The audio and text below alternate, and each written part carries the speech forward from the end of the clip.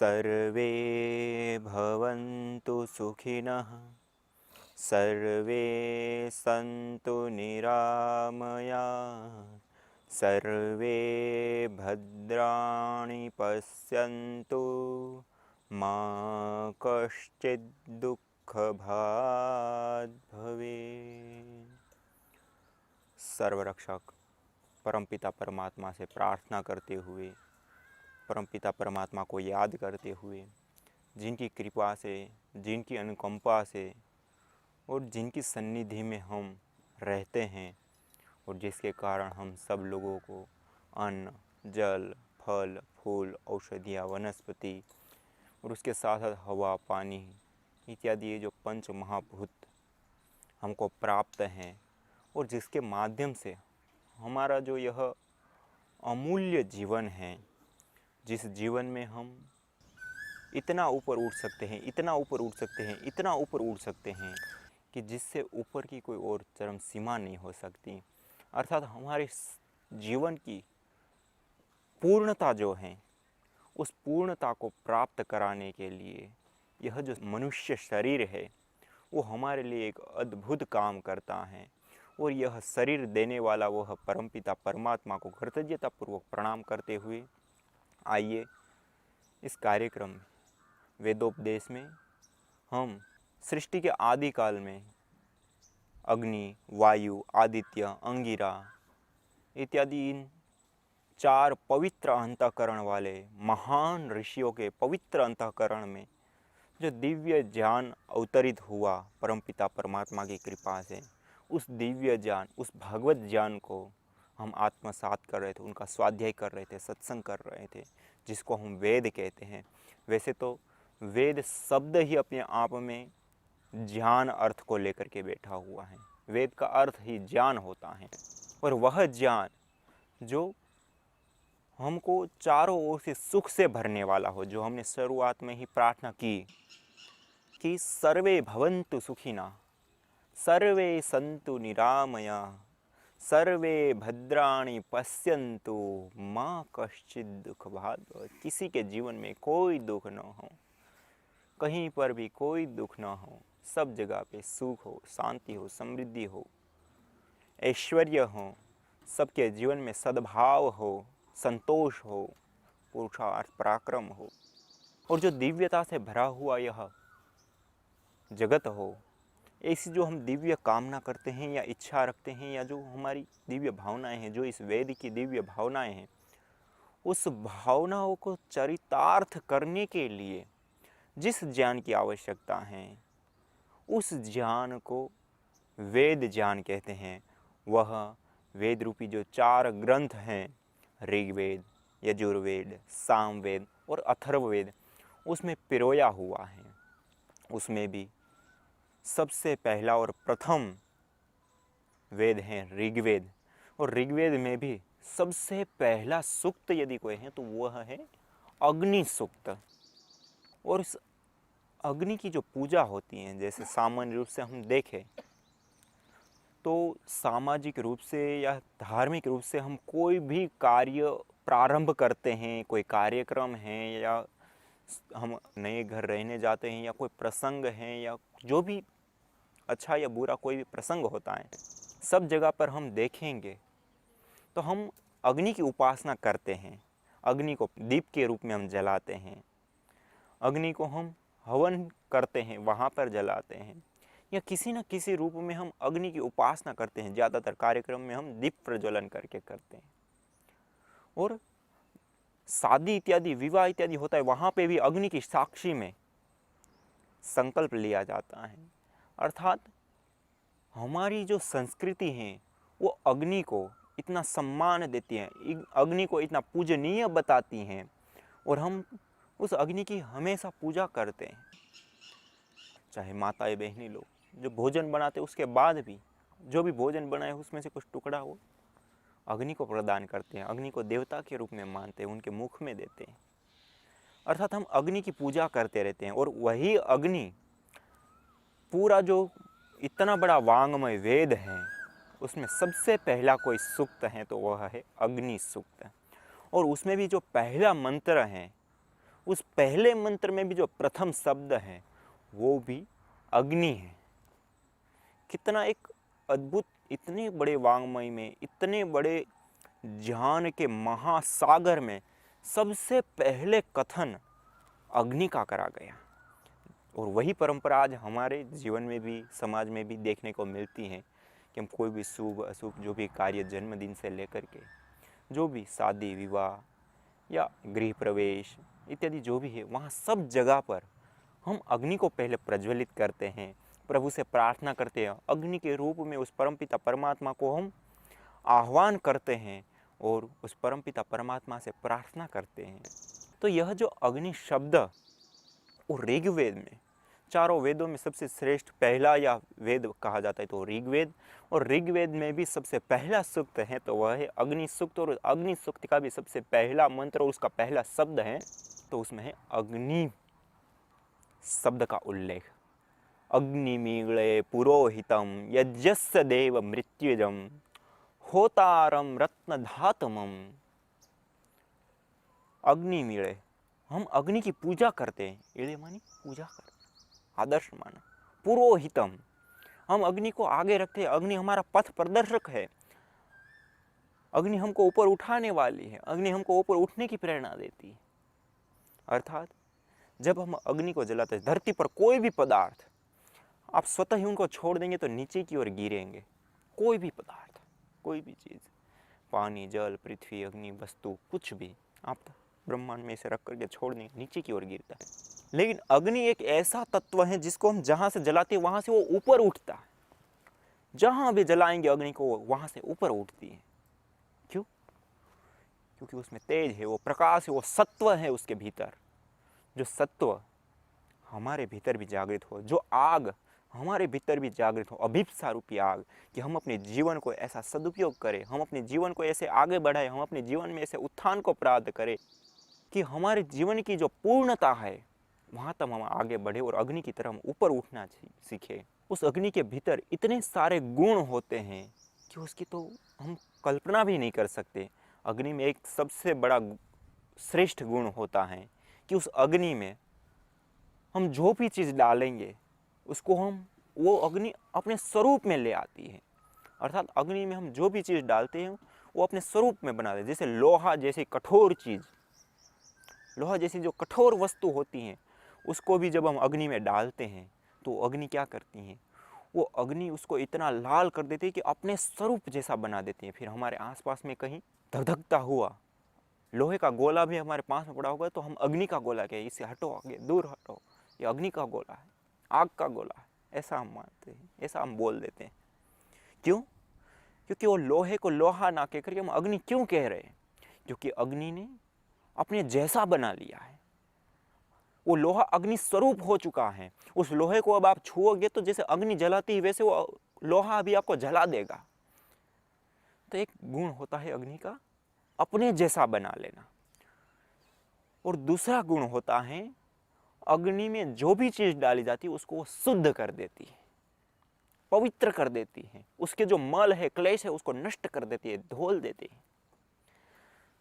अग्नि में सोना, चांदी, लोहा इत्यादि जो धातुएं होती हैं उनको जलाया जाता है, उनको तपाया जाता है। अग्नि में हाई टेम्परेचर पे तपाते हैं। क्यों? क्योंकि उस लोहे में, उस सोने में, उस चांदी में जो मल होते हैं वो सारे नष्ट हो जाते हैं और वो धातु शुद्ध हो जाती हैं।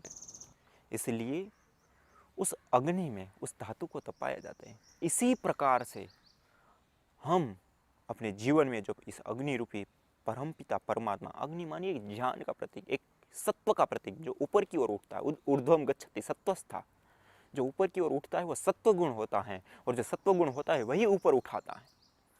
तो हम अपने जीवन में सत्व को धारण करें, हम अपने जीवन में उस अग्नि रूप जो परमपिता परमात्मा है, जैसे इस समष्टि में सूर्य रूपी अग्नि के कारण ये सारी धरती जीवों से युक्त रहती है। जैसे इस धरती पर सारे जीवों को सुरक्षित रखने के लिए, सारी वनस्पति को सुरक्षित रखने के लिए सूर्य की धूप की आवश्यकता होती है। यदि सूर्य ना रहे, सूर्य की धूप ना मिले, सूर्य की अग्नि ना मिले इस धरती को, तो ये धरती नहीं रह सकती। जैसे वर्षा ऋतु इत्यादि होती है उस समय 5-10-15 दिन के लिए बादल छाए रहते हैं, तब भी कितनी बीमारियां पैदा हो जाती है, कितने लोग उस बीमारियों के कारण प्रभावित होते हैं। आखिर क्यों? क्योंकि इस अग्नि में वो शक्ति है शुद्धिकरण की, जो सूर्य की अग्नि, सूर्य की धूप इस धरती पर जो बीमारी फैलाने वाली या जो अशुद्धियां हैं इस वातावरण में, उनको नष्ट कर देती है, उसको दूर कर देती है और एक दिव्यता का आधान करती है सूर्य की अग्नि। इसी प्रकार जो शीतल अग्नि चंद्र की अग्नि है, वो क्या करती है, इस धरती पर रात को पड़ करके इन सारी वनस्पति औषधि और हमारे शरीर से लेकर के सारे जो वायुमंडल में एक दिव्यता का, एक पोषक तत्व का आधान करती है वो शक्ति। वो धूप जो चंद्रमा की होती है, इसलिए तो इसको शशि कहा, चंद्र का दूसरा नाम शशि। वो शीतलता का आधान करती है, दिव्य गुणों का आधान करती है। हम जो भी फल फूल औषधियाँ वनस्पतियाँ खाते हैं, उसके भीतर जो पौष्टिक गुण आते हैं वो चंद्र की धूप से आते हैं। तो वह भी एक अग्नि है, सूर्य की भी एक अग्नि है। और उसी प्रकार हम जो भोजन इत्यादि खाते हैं, उस भोजन को पकाने के लिए जिस अग्नि का हम प्रयोग करते हैं, वो भी अपने आप में एक अग्नि। यदि वो अग्नि भी ना हो तो हम भोजन कहाँ पकाएंगे? हम अन्य जो हमारे व्यवहार में आने वाली जो चीज़ें हैं उसको कहाँ से ला पाएंगे? वहाँ सब जगह पे हम देख सकते हैं, यदि हमारे जीवन से केवल अग्नि को एक को हटा दे तो कितना हमारा जीवन बाधित होता है। तो अग्नि की अत्यंत आवश्यकता है। अग्नि की एक बहुत विशिष्ट गुण होते हैं। अग्नि भोजन को पचा देती है, पका देती है। जो भोजन पकने की प्रक्रिया है वो भी तो अपने आप में एक अद्भुत है। उसके अंदर पोषक तत्वों को डालने की जो प्रक्रिया है चंद्र के द्वारा, वो भी तो एक धूप की ही प्रक्रिया है, एक अग्नि की ही तो प्रक्रिया है। और इसी प्रकार से इस पूरी जो धरती है, उस धरती के भीतर, इस धरती के गर्भ में इतनी उष्णता से युक्त अग्नि भरी हुई है, जिसके कारण तो हमारा जीवन ऊपर सतह पे रहना संभव हो पाए। यदि अंदर अग्नि ना हो तो तब भी हम यहाँ पे नहीं रह सकते। तो ये जो विभिन्न प्रकार की बाहर की जो हम अग्नि के स्वरूप देख सकते हैं, इसी प्रकार से हमारे तन में, हमारे शरीर में भी एक अग्नि काम करती है, जठराग्नि। जो जठराग्नि हम जो भी खाते हैं पीते हैं, उन सारी चीज़ों को पचाती हैं, पकाती हैं और सबको एक एनर्जी के रूप में, खून के रूप में बदल देती है। कितना अद्भुत यंत्र है! ऐसा मशीन तो पूरी धरती पर कहीं देखने को नहीं मिलेगा। हम रोटी, चावल, दाल या कितने प्रकार के व्यंजन हैं जो हम गिन भी नहीं सकते। पूरी धरती पर इतनी सारी चीज़ें खाने योग्य हैं। हम कोई भी चीज़ डालते हैं, सारी की सारी रस, रक्त, मांस, मेद, मज्जा, अस्थि, शुक्र, ओज के रूप में बदल जाती है। सारी की सारी चीज़ें। जैसे हम बाहर गाड़ियाँ चलाते हैं तो गाड़ी में, पेट्रोल की गाड़ी हो तो उसमें पेट्रोल ही डालना पड़ेगा, उसमें डीजल डालोगे तब भी नहीं चलेगा, और डीजल की गाड़ी उसमें पेट्रोल डालोगे तब नहीं चलेगी। तो इन गाड़ियों में तो हम एक ही चीज़ डाल कर, लेकिन ये परमात्मा ने कैसी गाड़ी दे दी हमको कि कोई भी चीज़, कितने सारे व्यंजन, कितनी सारी चीज़ें हमारे लिए, लाखों चीज़ें खाने योग्य, कोई भी चीज़ डालते सारी खून में बदल जाती है, सब शक्ति देने वाली हो जाती है, जो हमारे शरीर को चलाती है। और यह जो अमूल्य है हमारा शरीर, क्योंकि यह अमूल्य शरीर इसलिए भी है, जैसे हम कहते हैं कि करोड़ों करोड़ों जन्म या करोड़ों करोड़ों योनियों के बाद हमको ये जीवन, ये शरीर मिलता है, और हमारे इतने सारे पुण्य होते हैं जिसके प्रतिफल स्वरूप हमको इस मनुष्य जीवन या मनुष्य शरीर मिलता है या प्राप्त होता है। और इस मनुष्य शरीर का जो प्रयोजन है वो यही प्रयोजन है कि हमारी जो मूल चाहत या मूल जो मांग है, मूल मांग हमारी क्या है, हम सोचें, हम विचारें, तो मूल मांग हमारी है कि हम दुख से हटना चाहते हैं, सुख में, शांति में, आनंद में रहना चाहते हैं। हम अपनी पूरे दिन भर की या हमारे पूरे जीवन की एक्टिविटीज़ को हम देख सकते हैं कि हम कहाँ से दूर होना चाहते हैं, कहाँ से छूटना चाहते हैं। जहाँ पे भी हमारे जीवन में प्रतिकूलताएं होगी, दुख होगा, कष्ट होगा, बाधाएं होगी, पीड़ाएं होगी, वहाँ से हम स्वाभाविक रूप से बचना चाहते हैं। इतना ही नहीं, अन्य कीट पतंग, पशु पक्षी आदि भी इन चीज़ों से हमेशा बचते हैं। जहाँ पे भी आप छोटा सा पतंग या कीट होता है, उसको आप थोड़ा सा ऐसे हिलाइए, उंगली उसके पास ले जाइए, तो वो वहाँ से भागता है। क्यों? मरने के डर से।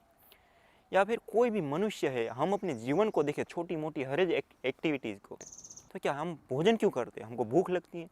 भूख से क्या होता है? यदि भोजन ना करें तो कष्ट मिलता है, हमको दुख होता है। उससे हटने के लिए, उससे दूर होने के लिए हम भोजन कर लेते हैं। या फिर हमारे जीवन की जो भी एक्टिविटीज़ हैं या जो भी चीज़ हैं, सब जगह पे हम देखेंगे। कोई मित्र बंधु के साथ हम मित्र तब बनते हैं जब हमको सुख मिलता है, उससे भी कब हम हटते हैं, जब उनसे हमको दुख मिलने लगता है तो हम वहाँ से भी हट जाते हैं। परिवार से भी कई लोग अलग होते हैं, क्यों होते हैं? क्योंकि परिवार में वो दुख देखते हैं, परिवार में उनसे दुख मिल रहा है। या कोई भी संबंधी जन में या कहीं पर भी हम अपने जीवन को लागू करके देख सकते हैं हमारी जीवन की स्थितियों। जहाँ हमको दुख की स्थिति दिखती है वहाँ से हम हटना चाहते हैं और सुख शांति में हम जीना चाहते हैं। तो ये जो हमारी मूल मांग है, जो हमारी हर एक्टिविटीज़ के पीछे मांग छुपी रहती है कि कोई भी हम काम करते हैं, कोई भी हम कार्य में प्रवृत्त होते तो उससे पहले हम सुख दुख को सोचते हैं। कोई भी उपलब्धि को सोचते तो उस उपलब्धि के पीछे भी हम सुख को ध्यान में रखते हैं। तो यह जो सुख है वो हमारी मांग है और उसकी आपूर्ति कहाँ होगी,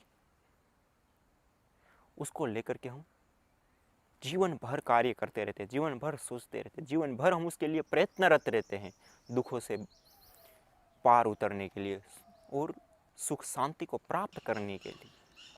तो यह जो चीज़ है वो कहाँ हमको प्राप्त होगी? तो ये प्राप्त होगी हम जब अग्नि स्वरूप परमपिता परमात्मा का जो रूप है उसकी हम उपासना करेंगे। इसलिए ऋग्वेद के प्रथम सूक्त के प्रथम मंत्र के बिल्कुल शुरुआत में अग्निमीळे पुरोहितम, जो अग्नि स्वरूप परमपिता परमात्मा है, उस परमपिता परमात्मा को हम कृतज्ञता पूर्वक नमन करते हो, अग्निमीळे उसकी पूजा करते, उसकी स्तुति करते, वो स्तुति करने योग्य है। क्यों? क्योंकि उसमें वो गुण हैं, उसमें वो सामर्थ्य हैं, उसमें वो शक्ति है जो सारे मल दुख कष्ट बाधा पीड़ाओं को दूर करके शुद्ध करने की सामर्थ्य रखता है।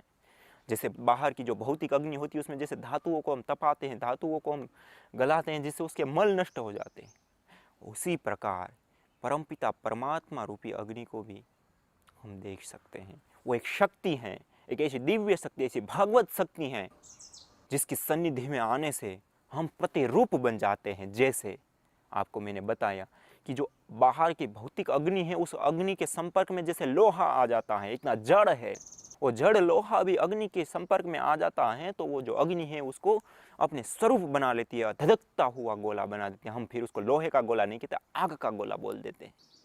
उसी प्रकार वह परमपिता परमात्मा की जो अग्नि स्वरूप रूप है, परमपिता परमात्मा की जब हम उपासना करते हैं, उसकी स्तुति करते हैं, उसकी सन्निधि में रहते हैं, जैसे अग्नि के पास लोहे का गोला जाता है तो लाल हो जाता है, अग्नि स्वरूप हो जाता है, उसी प्रकार उस परमपिता परमात्मा की हम भक्ति करेंगे, उसके साथ एक रूप होकर के हम जिएंगे, उसके अंग संग जिएंगे, तो वो जो परमपिता परमात्मा है वो भी हमको अग्नि स्वरूप बना लेगा, अर्थात अपने स्वरूप से युक्त कर लेता है। और जैसे धातुओं का मल शुद्ध हो जाता है और धातु शुद्ध हो जाती है, इसी प्रकार जब हम उस अग्नि स्वरूप परमपिता परमात्मा की उपासना करते हैं तो हमारे जो मल है, हमारे जो दुख है, जो हमारे कष्ट हैं, जो बाधाएं हैं, जो पीड़ाएं हैं, जो अज्ञान है, अविवेक है, तमोगुण है, ये सारा क्या है? हमारे जीवन का मल है, जिसके कारण हमारे जीवन में दुख आता है, कष्ट आता है, बाधाएं आती है, पीड़ाएं आती हैं। हमारे जीवन में जो भी अशुभ है वो अज्ञान के कारण आता है, अविद्या के कारण आता है, और वो अशुद्धि है। और वह अशुद्धि जब ज्ञान स्वरूप अग्नि स्वरूप परमपिता परमात्मा की उपासना करते हैं तो स्वतः ही दूर हो जाते हैं, नष्ट हो जाते हैं। इसलिए परमपिता परमात्मा की सन्निधि में जाए, परमपिता परमात्मा की उपासना करें।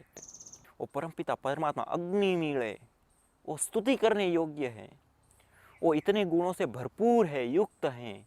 जैसे मैंने बाहर के अग्नि के गुण बताए कई सारे, वो शोधन करता है, अपनी स्वरूप जैसा बना लेता है, वो शुद्धिकरण करता है। उसी प्रकार यह जो परमपिता परमात्मा रूप अग्नि स्वरूप जो परमपिता परमात्मा का रूप है वो भी हमको शुद्ध करता है, हमको पवित्र करता है, हमारे जीवन को दिव्य बनाता है, भागवत बनाता है, अपने जैसा परमपिता परमात्मा बना लेता है हम लोगों को। इसलिए उस परमपिता परमात्मा की भक्ति की जाती है। इसलिए उस परमपिता परमात्मा से हम प्रार्थना करते हैं कि हे प्रभु, हम हमेशा आपकी सन्निधि में जाए, आपके अंग संग जिए।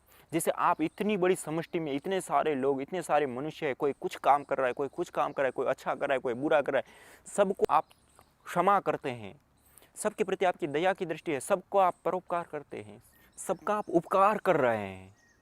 और इससे अतिरिक्त और भी कई सारे आपके गुण हैं, इतना आप में धैर्य है, इतनी आप में शक्ति है, ऐसी शक्ति, ऐसी ऐसा ज्ञान, ऐसा विवेक, ऐसा सामर्थ्य हमको प्राप्त हो, जिससे हम इन दुखों से पार उतर करके पूर्ण सुख, शांति, समृद्धि से हम अपने जीवन को भी जिए।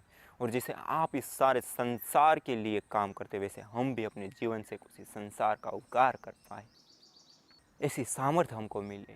तो इस सामर्थ्य के लिए, इसके लिए हमको उस परमपिता परमात्मा की उपासना करनी होती है, उस परमपिता परमात्मा की सन्निधि में जीना होता है।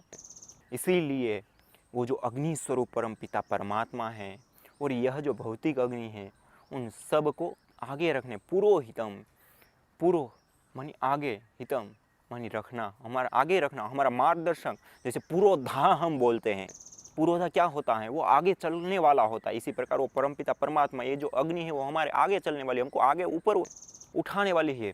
इसलिए हम अग्नि स्वरूप परमपिता परमात्मा की उपासना करें, अग्नि स्वरूप परमपिता परमात्मा के अंग संग जिए और उसकी भक्ति करें, तो हम भी अपने जीवन को दिव्य, भागवत और ऐसा हम अपने जीवन को बना पाएंगे कि हम अपने जीवन में जो दोष है, अज्ञान है, अवगुण है, तमोगुण है, उसको नष्ट करके एक दिव्य ज्ञान में प्रतिष्ठित होकर के अपने जीवन को हम पूर्णता की ओर ले जाएंगे, पूर्णता की ओर ले जा पाने में समर्थ होएंगे। तो यह है ज्ञान रूप, अग्नि रूप परमपिता परमात्मा का स्वरूप, और उसकी उपासना करने से हम भी वैसे ही बनते हैं। तो आइए हम सब मिलकर के उस परमपिता परमात्मा की स्तुति, प्रार्थना एवं उपासना करते हुए अपने दिव्य जीवन को जीते हैं और इस जीवन की जो असीम संभावनाएं हैं उसको साकार करते हैं। तो आज इतना ही, इसी के साथ ओम